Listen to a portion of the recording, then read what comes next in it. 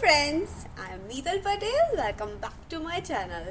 सो अभी हम रेडी हो चुके हैं और बस लॉक लगाना बचा हुआ है। निकल रहे हैं और बहुत ही एक अच्छे सिटी को विज़िट करने वाले हैं आज, और उसको सिटी ऑफ लव भी बोला जाता है।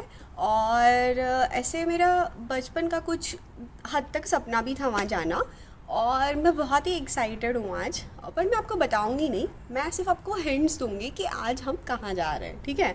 तो हमारा ट्रेन का समय भी हो चुका है। हम 1 घंटा की टीजीवी से जा रहे हैं और बहुत ही सुंदर जगह पे जा रहे हैं। सो मेरे साथ बने रहिए ये जानने के लिए कि आज कहाँ जा रहे हैं।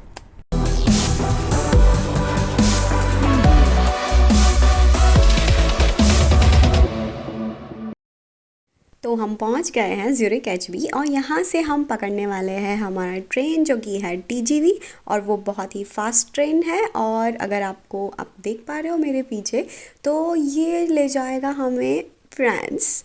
और अगर आपको फ्रांस ट्रैवल करना है फ्रॉम स्विट्ज़रलैंड, तो ये सबसे फास्ट ट्रेन है। सो ट्रेन अंदर से कुछ ऐसा दिखता है, और काफ़ी अच्छा ट्रेन है, बहुत ही कंफर्टेबल है सीट्स एंड ऑल। और दिखने में काफ़ी क्लीन है, और बहुत ही leg space and all available है। तो इसमें आप काफ़ी अच्छे से जर्नी कर सकते हैं। और ट्रेन के अंदर फ्री वाईफाई भी है, बट फर्स्ट टाइम जब हम गए हैं तो हमारा कनेक्ट नहीं हुआ था। So actually I think the hack would be that you already need an internet. अगर मेरे पास वापस आते टाइम इंटरनेट था, तो तब मेरा ये वाईफाई कनेक्ट हो गया था। सो ट्रेन के अंदर लगेज रखने की काफ़ी स्पेस है, और वहाँ पे लिखा हुआ है कि आपका जो भी लगेज है उस पे लेबल्स मैंडेटरी है। This is just to identify कि ये आप ही का लगेज है, और वो अगर खो जाए तो वो आपको अच्छे से वापस दे पाए। और ट्रेन बहुत ही स्पीड से जाती है। उसकी मैक्स स्पीड जो हमने देखी थी वो 300 किलोमीटर पर आवर्स थी। और काफ़ी अच्छा ऐसे एक्सपीरियंस है टीजीवी का, जो आपको एक बार तो करना ही चाहिए। सो नाउ आपको पता चल गया है कि हमारा एंड डेस्टिनेशन क्या है। मैं तो बहुत ही एक्साइटेड हूँ। क्या आप एक्साइटेड हो क्या? तो हम पहुँच चुके हैं पेरिस, और पेरिस का जो ट्रेन स्टेशन है वो कुछ ऐसा दिखता है, और बहुत ही सुंदर है। यहाँ बहुत सारे शॉप्स है जहाँ पे आप शॉपिंग कर सकते हैं। Of course being a girl, तो आप एक बार स्टॉप ही नहीं हो पाओगे यहाँ पे पहुँच के शॉपिंग करना। सो डेफिनेटली इतनी सुंदर स्टेशन के बाद हमें बाहर निकलना है, क्योंकि हम यहाँ पे घूमने के लिए आए हैं। सो हम अभी अपने होटल जाएंगे सबसे पहले। वहाँ पे हम सामान रखने के बाद हमारा जो आज का इटिनरी है उसके हिसाब से प्लेसेस कवर करने का ट्राई करने वाले हैं। सो सबसे पहली चीज़ जो आप स्टेशन पहुँच के कर सकते हैं वो है कि आपको सबसे पहले ढूंढना पड़ेगा कि आपको जो यहाँ का ट्रैवल पास है वो लेना पड़ेगा। सो ट्रैवल पास के अंदर सब कुछ ही इंक्लूडेड रहता है, metro, trains, buses and everything. So अगर आप 3 डेज़ के लिए जा रहे हैं तो आप 3 डे का पास ले सकते हैं। अगर आप 5 डेज़ के लिए जा रहे हैं तो 5 डेज़ का पास ले सकते हो। और दूसरी चीज़ है, पेरिस के अंदर जोन्स है। सो मोस्टली जो ट्रैवल और टूरिस्ट प्लेसेस है वो सारे के सारे जोन 1 टू जोन 3 के अंदर कवर होते हैं, वर्साइलेस पैलेस को छोड़ के। So that is in zone 4। तो आप ऐसा कर सकते हैं कि आप जोन 1 से जोन 3 का 3 या 5 डेज़ का जो भी पास है, जिस हिसाब से आप घूमना चाहते हैं वो लीजिए। और पैलेस जाने के लिए आप एक अलग से सिंगल टिकट आने जाने का ले सकते हैं, और हमने बिल्कुल वही किया है।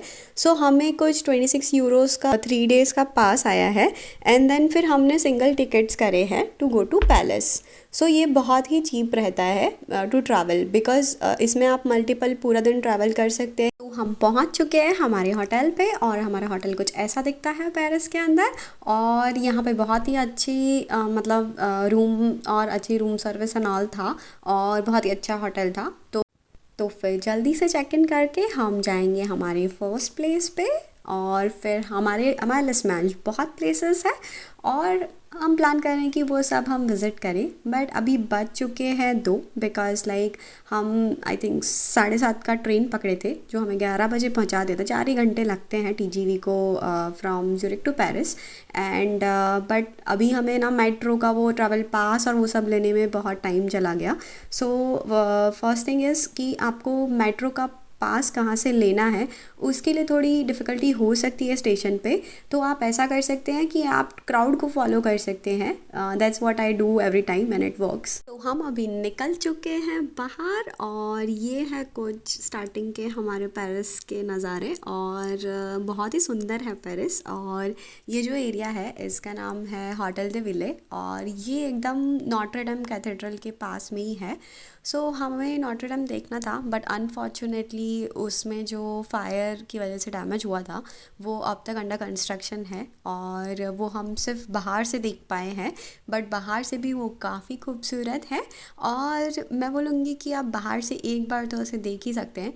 जो नॉत्र डेम है उसके एकदम ही पास में सेंट चैपल है, जो बहुत ही खूबसूरत है। मैं बोलूँगी कि आप उसे प्लीज़ विज़िट कीजिए। उसकी जो ग्लास पेंटेड वॉल्स है वैसा मैंने आज तक कुछ नहीं देखा है, वो इतना ब्यूटीफुल है। मतलब अगर एक बार आप वहाँ पैर रखोगी तो आपको बिल्कुल मन नहीं करेगा कि आप वहाँ से बाहर जाए। So it is a very beautiful place. उसकी एंट्री फ़ीस जो है वो 11.50 यूरो है, बट वो कम्प्लीटली वर्थ है, और वो वैसी सुंदर जगह आपको बिल्कुल मिस नहीं करनी चाहिए। तो फिर चलिए चलते हैं सेंट चैपल। सो यहाँ पे ज़्यादा लाइन नहीं होती है, वो तो बहुत ही अच्छी चीज़ है। एंड देन यहाँ पे जब आप एंटर करते हो तो आपका सामान का कंप्लीट चेकिंग होता है, एंड देन वहाँ पे आपसे एंट्री फीस नहीं ली जाती है, so you can enter that. फिर आप पूरा जो चैपल का आउट वाला पोर्शन है वो आप फ्री में देख सकते हैं। अगर आपको चैपल के अंदर जाना है तो आपको 1150 यूरो का टिकट लेना है।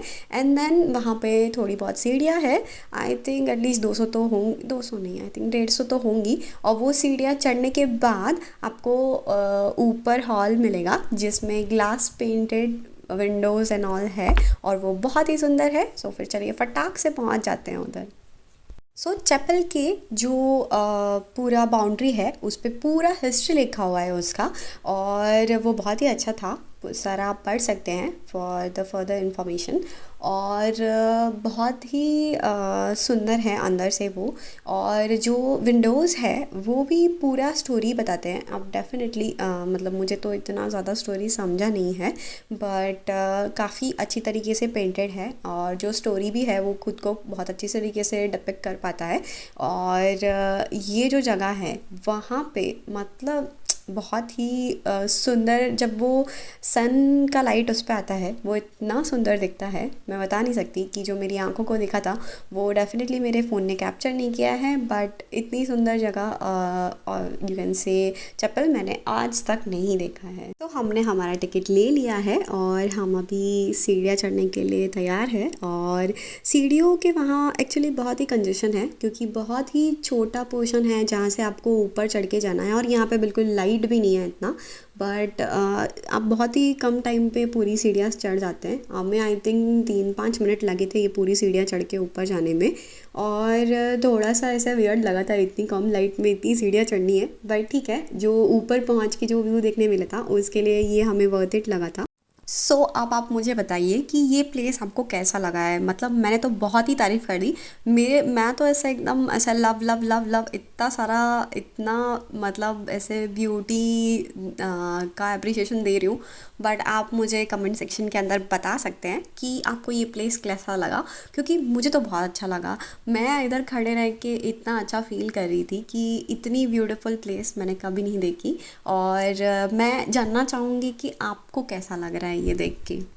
तो फिर आप जानते हैं ऐसे कुछ फैक्ट्स अबाउट सेंट चैपल। सो सबसे पहले फैक्ट ये है कि जो सेंट चैपल है उसके पास मोस्ट एक्सटेंसिव कलेक्शन है 13th सेंचुरी के स्टेन ग्लासेस का। तो अभी जो आपको ये सब ग्लासेस दिख रहे हैं ना, वो सब 13th सेंचुरी के हैं। और ये जो सब ग्लासेस है ना, उस पे इंडिविजुअल ग्लासेस पे स्टोरीज़ थी, और वो स्टोरीज़ जो है उसके अंदर 113 बिब्लिकल फिगर्स थे।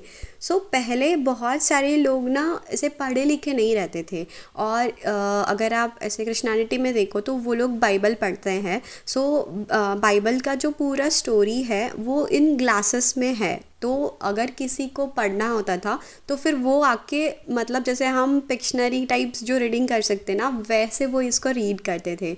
तो अगर आपको ऐसा कुछ अगर समझना है तो आप इसको यहाँ से रीड कर सकते हैं, but of course I mean like पहले आप किसी प्रीस्ट को वहाँ पे पूछ सकते हैं कि आप कहाँ से रीड करना स्टार्ट कर सकते हैं, ताकि आप पूरा स्टोरी अच्छे से समझ पाए, वरना फिर आप अच्छे से समझ नहीं पाएंगे, क्योंकि ये इतने सारे ग्लासेस है, मतलब आप ऐसे खो जाओगे इस ग्लासेस के अंदर ही।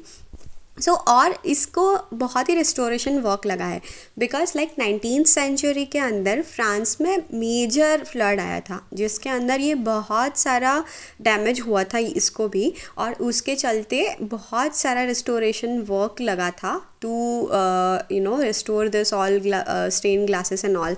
और 2008 से लेके 2014 तक बहुत ही मेजर इसको रिस्टोरेशन लगा है, और फिर भी आज ये इतना सुंदर है। तो इसी से आप पता लगा सकते हो कि मतलब ये कितना इम्पॉर्टेंट है as part of French history.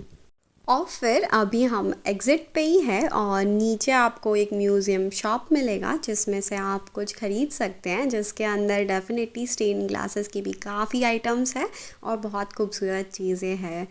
अभी बज चुके हैं शाम के 7, और अभी हम सोच रहे हैं कि कुछ खा पी लिया जाए, ताकि अच्छे से आगे का कुछ घूम पाएंगे, बिकॉज़ बहुत ही भूख लगी है। तो अभी हम ढूंढ रहे हैं कि फ्रांस के अंदर कुछ इंडियन खाना मिल जाए बस, बिकॉज़ फ्रांस का खाना मोस्टली नॉन वेजिटेरियन है और मैं प्योर वेजिटेरियन हूँ।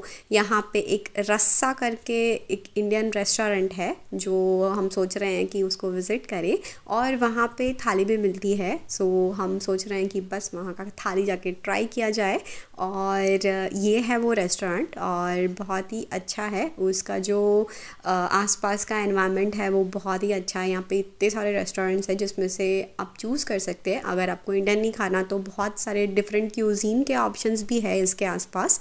और ये बहुत ही अच्छा खाना खाने के बाद हमारे पास बहुत सारी प्लान्स है, बट उसके पहले हम डेज़र्ट खाना पसंद करेंगे।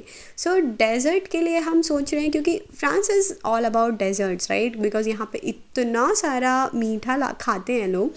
We are going to try a waffle with Nutella, because Nutella is all you get in France. ये एगलेस है एकदम, बहुत ही यमी है। ये फाइनली पहुंच गए हम लोग इधर।